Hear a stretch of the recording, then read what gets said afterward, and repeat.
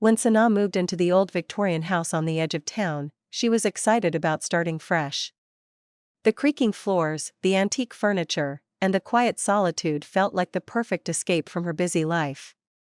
But on her first night, while exploring the upper floor, she noticed a door she hadn't seen before, an old, wooden door at the far end of the attic hallway. It was locked, but unlike any ordinary lock, there was no keyhole, only scratches on the wood as if something had been trying to get out, or in. Curiosity gnawed at her, but she dismissed it at first, convincing herself the previous owners had sealed it for a reason.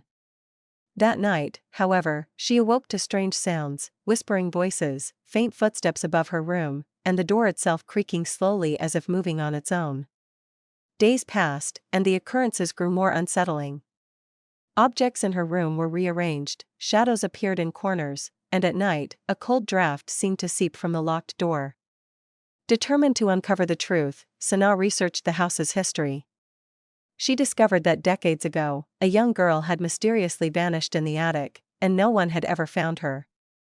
The more she learned, the more the house seemed to resist her presence. Lights flickered violently whenever she approached the attic, and she began seeing fleeting figures out of the corner of her eye.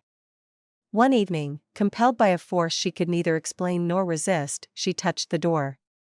It rattled violently, almost as if it were alive, and a whisper reached her ears, "Don't open, or you'll stay too."